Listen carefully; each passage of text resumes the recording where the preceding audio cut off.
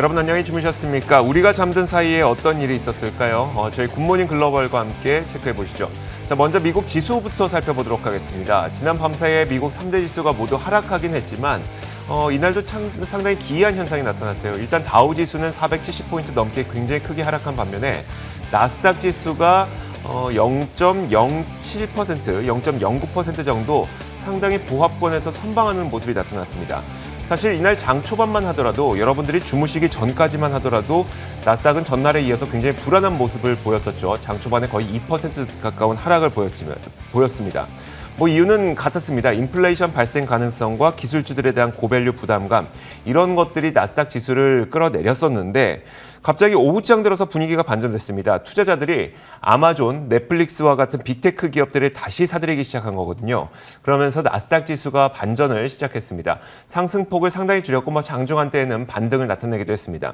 특별한 재료나 사건이 발생했던 것은 아니었었는데 계속 변동성 장세와 그리고 순환매 장세가 이어지고 있는 가운데 이날은 그동안 많이 올랐던 그 경기 민감주에서 자금이 빠져나와서 다시 한번 기술주로 들어가는 현상이 나타난 겁니다. 하지만 일부에서는 쇼 커버링에 의한 단기 반등으로 보는 그런 시각도 있습니다. 그동안 기술주 또 성장주의 하락세가 워낙 급격했기 때문에 이들에 대해서 공매도 포지션을 잡아놨던 그런 투자자들이 포지션을 청산하면서 단기 반등이 나온 것이라는 이런 분석도 나오고 있습니다. 자, 이날 발표됐던 지표도 확인해 보도록 하겠습니다. 3월 채용 공고가 812만 3천 명을 기록했는데 역대 최대였습니다. 하지만 지난주에 발표됐었던 지난 4월 고용 지표는 매우 부진했었죠. 이 두 가지 지표를 조합하면 이런 내용이 나옵니다.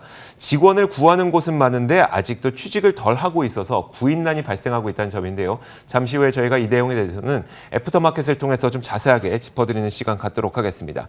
자, 이런 시장 분위기를 보였었고요. 장 마감된 이후에 실적을 발표했던 몇 가지 기업 살펴보도록 하겠습니다. 자, 먼저 푸보TV가 장 마감된 직후 실적을 발표했습니다. EPS 주당 순이익 예상치가 주당 순이익이 예상치를 하회했습니다. 다만 매출은 예상치에 부합했고 무엇보다도 연간 가이던스를 상향하면서 본장에서도 8% 급등했었던 푸보TV는 이 시간을 거래에서도 약 15% 가까운 급등을 보이고 있습니다. 자, 일렉트로닉 아츠도 보겠습니다. 게임 업체죠. 주당 순이익 EPS가 0.26달러를 기록했는데 시장 예상치를 하회했습니다. 이것이 다소 부담스럽게 작용을 하면서 시간을 거래에서는 주가는 0.7%가량 하락하고 있습니다. 자, 이어서 특징주도 보도록 하겠습니다. 지난 밤 사이에 로블록스가 굉장히 뜨거운 반응을 보였었죠. 일단 실적을 발표한 것이 매출이 140% 급증했던 것으로 확인됐고요. 일간 활성 이용자 수도 79% 증가했습니다. 그러면서 이 본장에서 21% 급등하는 모습이 나타났습니다. 이 내용도 잠시 후에 애프터마켓에서 정리해 드리도록 하겠습니다. 자, 팔란티어도 실적을 발표했는데 팔란티어는 정부 고객들이 가장 주를 이루죠. 여기에다가 민간 고객의 수요까지 회복되는 것으로 확인됐습니다. 그러면서 매출이 49% 급증했고요. 그 주가는 약 9% 급등한 채 마감이 됐습니다. 자, 노바백스도 보도록 하겠습니다. 노바백스는 오는 3분기까지 미국과 영국 또 유럽에서 백신 승인 계획이 없다고 밝히면서 급락했습니다. 약 13% 급락했고요. 어펌을 보겠습니다. 어펌의 경우에는 매출은 시장 예상치를 상회했지만 주당 순손실이 1.06달러를 기록했는데 시장 예상치보다 적자가 굉장히 크게 확대가 됐던 거였습니다. 그러다 보니까 주가는 2% 하락했습니다. 자, 리얼입니다. 중고 명품 온라인 스토어라고 볼 수 있는 리얼이 CFO가 지난 밤사이에 갑작스럽게 사퇴를 했고요. 여기에다가 BTGI에서는 투자 의견을 중립으로 하향 조정하면서 매우 투자 심리가 안 좋았습니다. 19%나 급락한 채 마감이 됐습니다. 자, 상품 선물 시장도 보도록 하겠습니다. 자, 국제 유가부터 볼 텐데요. 0.8%가량 올랐습니다. 일단 지난주 발생했었던 원유 수송 파이프라인에 대한 이 사이버 공격 때문에 휘발유에 대한 공급이 차질이 일어날 것이라는 우려가 발생하고 있습니다. 휘발유 품귀 현상이 나타날 것이라는 우려 때문에 0.8%가량 오르고 있고요. 현재 선물시장에서 65.44달러를 기록하고 있습니다. 금값도 보도록 하겠습니다. 자, 금값은 분명히 이제 금리가 올라가고 그러다 보니까 하방 압력이 커졌거든요. 그럼에도 불구하고 지난 밤사이에 금값은 그래도 잘 지키는 모습이었습니다. 강보합권에서 선방하면서 1838.4달러를 기록한 채 현재 선물시장에서 움직이고 있습니다. 자, 이렇게 상품 선물 시장까지 포함해서 모든 시황을 살펴봤습니다. 자, 이에 대한 분석은 잠시 후에 애프터마켓을 통해서 내려보도록 하겠습니다.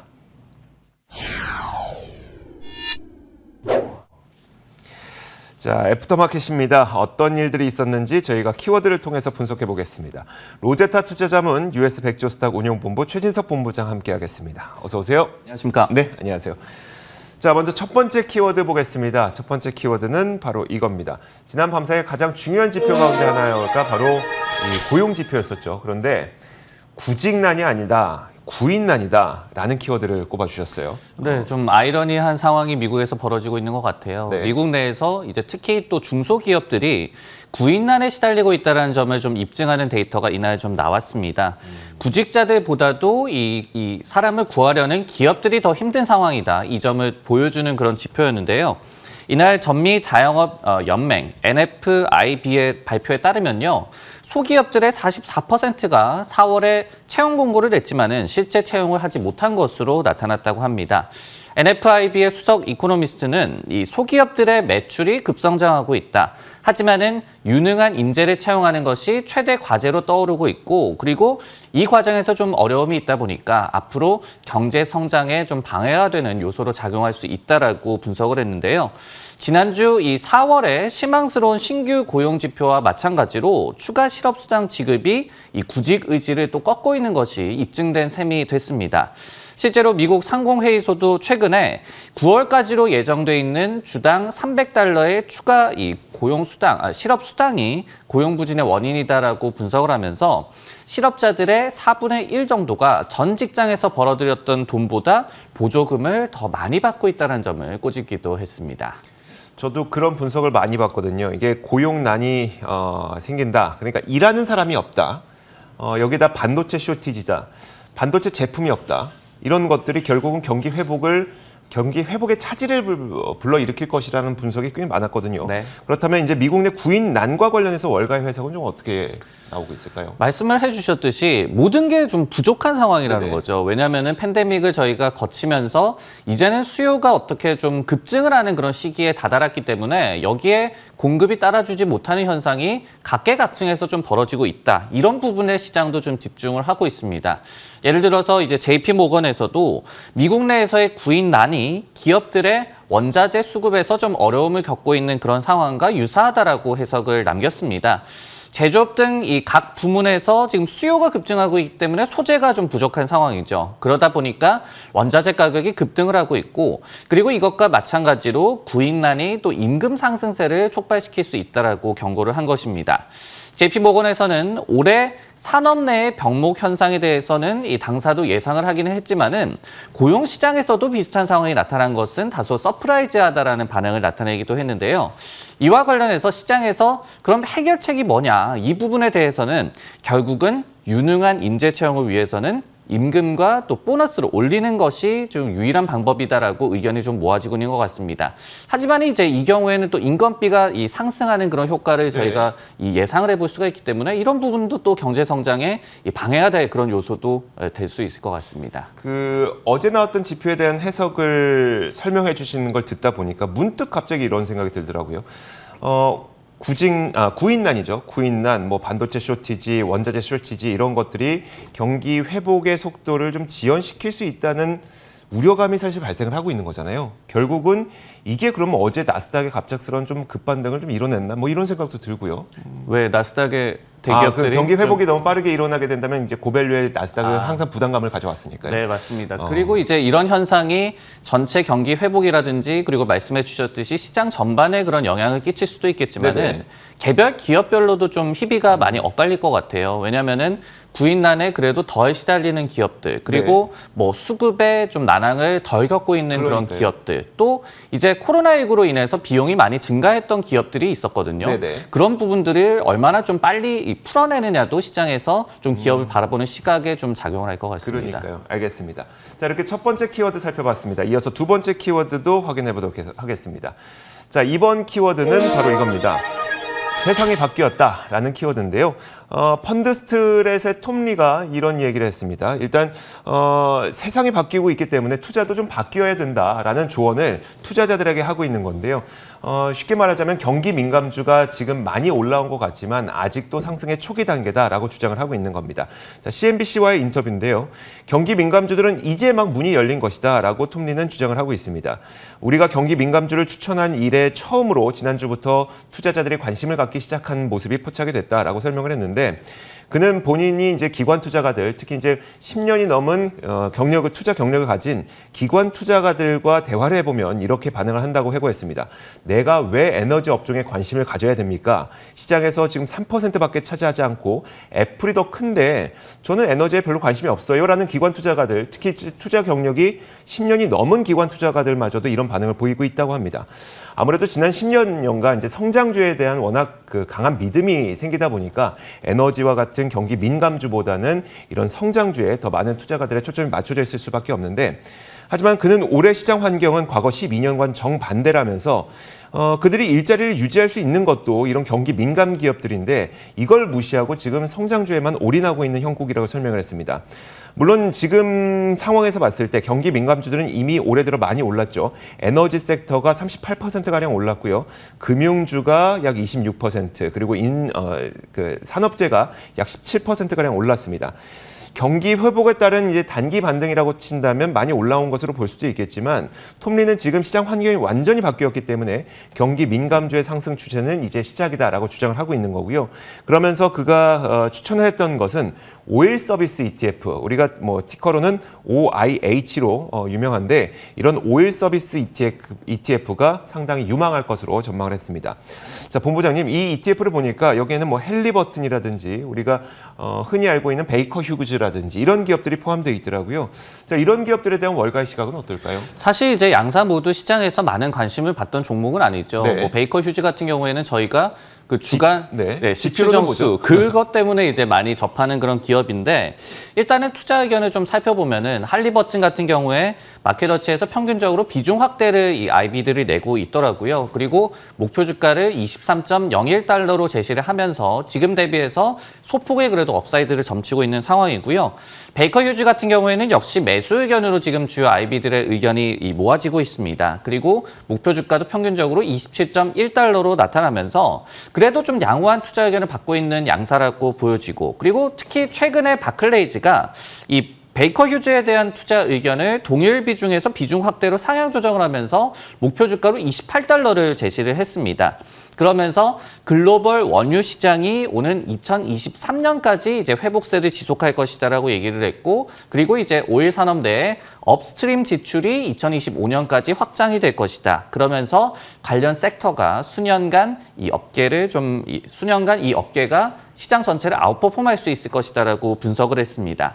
할리버튼에 대한 투자 의견 역시도 이 상향 조정을 했어요. 그러면서 바클레이즈에서는 지금이 유전 서비스 기업을 담을 때라고 또 추천을 했기 때문에 최근 들어서 이번에 톱니가 얘기한 바와 같이 관련 기업에 대한 투자 의견도 좀 개선되고 있음을 알 수가 있습니다. 알겠습니다. 자, 이렇게 두 번째 키워드까지 살펴봤습니다. 이어서 세 번째 키워드도 공개하겠습니다.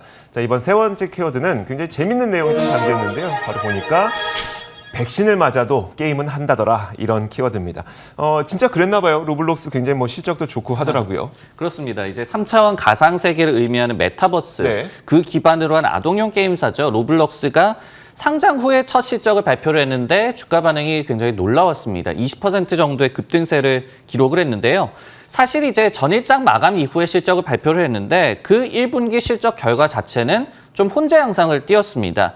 주당 손실이 0.46달러로 나타나면서 예상치를 0.24달러나 미스를 한 것이었는데요.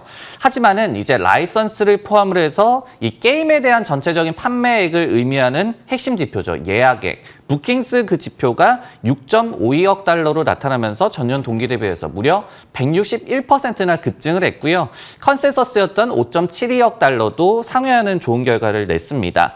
그리고 일평균 이 활성 이용자 수도 79%나 YOY 기준으로 급증한 4,210만 명으로 나타났다라고 사측에서 발표를 했습니다. 즉 시장에서는 당장 나타난 이익 지표보다는 여전히 게임에 대한 수요가 많다는 점에 집중을 했음을 저희가 주가 반응을 통해서 알 수가 있었습니다. 지난 이 3월 10일에 직상장했던 로블록스였죠. 5월 들어서 하지만은 주가 흐름이 좀 극심한 부진을 겪기도 했었는데요. 하지만은 이날 급등으로 4월 말 이후에 최고치를 또 기록하기도 했습니다. 사실 로블록스는 아이들이 초등학생들이 학교를 못 가다 보니까 그때 게임을 하면서 유저가 는 것 아니냐 이런 논리가 있었잖아요. 네. 그러다 보니까 아이들이 이제 다시 백신 맞고 학교를 등교를 하게 되면서도 계속 아이들이 게임을 하더라라는 걸 입증을 해야 될 것 같아요. 그런 과제가 남은 것 같은데 로블록스를 실적을 보고 이제 월가의 아이비들은 어떤 반응들을 보였을까요? 맞습니다. 아직까지 그런 과제는 많이 남아있죠. 네. 그리고 아동들이 지금 백신을 또 많이 맞은 건 아니기 때문에 그 그러니까요. 부분에 대해서도 또 논란이 있을 수도 있고요. 하지만은 이번 실적 결과를 놓고 봤을 때는 최소한의 좀 안도 반응이 많이 나타나고 있는 것 같습니다. 대체로 긍정적인 반응이 나타나고 있다는 말씀인데요. 스티펠에서 매수 의견과 목표 주가 85달러를 그대로 유지를 했습니다. 그러면서 4월 지표에서 조금의 이 성장이 둔화하는 점이 좀 시사되기는 했지만은 당사의 기존 전망보다는 굉장히 양호한 수치가 4월 트렌드에서 나타났다라고 얘기를 했고요. 그리고 지금 이 회사가 투자를 좀 적극적으로 늘리고 있는 시기이기 때문에 적자가 좀 시장 예상치보다 많게 나온 것도 큰 문제는 아니라는 입장을 내비쳤습니다. 모건 스탠리에서도 목표 주가를 80달러에서 87달러로 상향 조정을 했는데요. 1분기의 고성장과 그리고 경제 정상화에도 불구하고 비교적 양호한 4월 지표를 냈다는 점이 유저 참여가 좀 증대되고 있고 그리고 예약액 성장세가 나타나고 있다는 점이 이제 향후 성장과 현금 창출 이 잠재력을 지속 가능하다는 점을 좀 입증했다라고 분석을 또 했습니다. 모건 스탠리가 이제 87달러의 목표 주가를 냈을 때가 이 스트리트 하이 월가 최고 목표치였는데요. 근데 얼마 있다가 JP모건에서 88달러를 또 제시를 하면서 월가 최고 목표 주가가 또 상향 조정이 됐습니다. 이런 부분들을 좀 감안했을 때는 분명히 이번 실적 이벤트에 대한 분위기는 좋은 것 같습니다. 알겠습니다. 이게 그 월가의 아이비들이 실적 추정치와 그리고 목표 주가를 상향 조정하는 그런 트렌드가 중요한 거죠. 트렌드가. 네. 맞습니다. 그리고 이제 실적이 나오고 나서 이 주가 반응이 나쁠 수는 있어요. 네네. 하지만은 그 이후에 단기적인 주가 반응이 아니라 장기적으로 봤을 때 아이비들이 이익 전망치를 또 많이 올리고 네. 목표 주가도 올리고 이렇게 된다면은 또 시간차로 주가 반응이 좋게 나타나는 기업들도 많거든요. 네. 그렇기 때문에 이런 단기적인 주가 반응과 그리고 그 이후에 나타나는 그런 이 투자 의견의 트렌드 변화 네네. 이 부분을 둘 다 좀 살펴야 될 것 같습니다. 알겠습니다. 자, 이렇게 세 가지 키워드 살펴봤습니다. 지금까지 로제타 투자자문 최진석 본부장과 함께 이야기 나눠봤습니다. 고맙습니다.